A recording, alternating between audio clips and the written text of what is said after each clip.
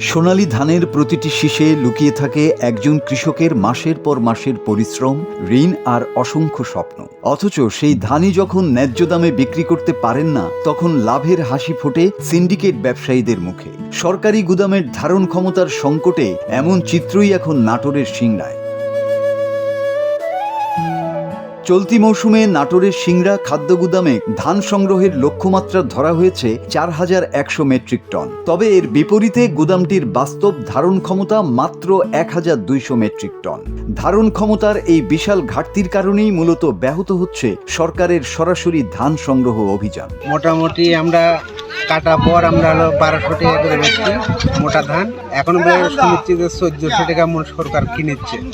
আপনাদের কাছ থেকে শুনলাম যে ১৪০০ টাকা তো সরকার কিনেছে, আর সরকারের কাছে ভাই আমরা তো আর যেতে পারি না। তাদের অনেক হাত আছে ভাই, অনেক কিছু ওই যে কয় যে কৃষি কার্ড লাগবি, অনেক কিছু ঝামেলা, এগুলো বহন করার বুদ্ধি নেই ভাই, ওই জন্য আমরা সেই দামে দিয়ে দিচ্ছি। কৃষকের ঘরে পর্যাপ্ত জায়গা না থাকা এবং ধান কাটার পরপরই নগদ টাকার জরুরি প্রয়োজনে সরকারের বেঁধে দেয়া উচ্চমূল্যের আশা ছেড়ে দিতে বাধ্য হচ্ছেন সাধারণ চাষিরা। কম দামেই তারা ধান বিক্রি করে দিচ্ছেন স্থানীয় সিন্ডিকেট ব্যবসায়ীদের কাছে। আর সেই ধান কিনে গুদাম কর্মকর্তাদের একাংশের সাথে যোগসাজশে সরকারি গুদামে চড়া দামে সরবরাহ করছে একটি শক্তিশালী চক্র।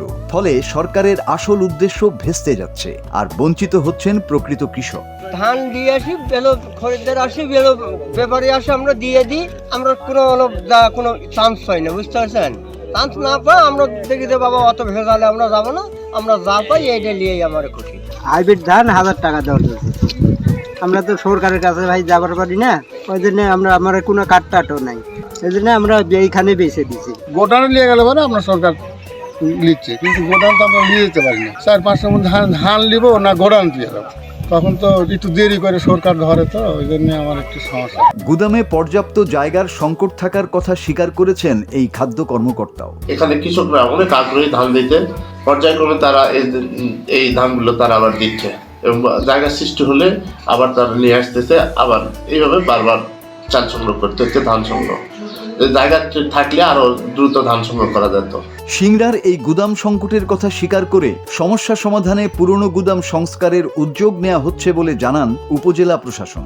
সম্প্রতি যেটা শুনলাম যে হয়তোবা কোনো কৃষক তারা সরাসরি এভাবে খাদ্য গুদামে ধান দিতে পারছে না, তো সেক্ষেত্রে আমরা যদি এরকম কোনো এলাকার বা কোনো কৃষকদের এরকম আমরা শুনি যে তারা দিতে সমস্যা হচ্ছে, সেক্ষেত্রে আমাকে অথবা আমাদের যদি উপজেলা খাদ্য নিয়ন্ত্রককে জানানো হয়, তাহলে সেক্ষেত্রে আমরা তাকে সর্বাত্মক পরিমাণ আইনের মধ্যে থেকে সাহায্য করার চেষ্টা করব।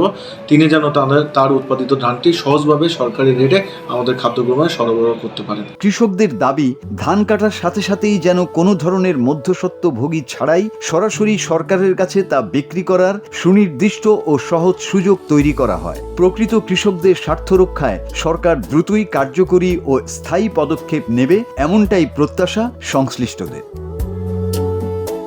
Desk report, Bangla TV.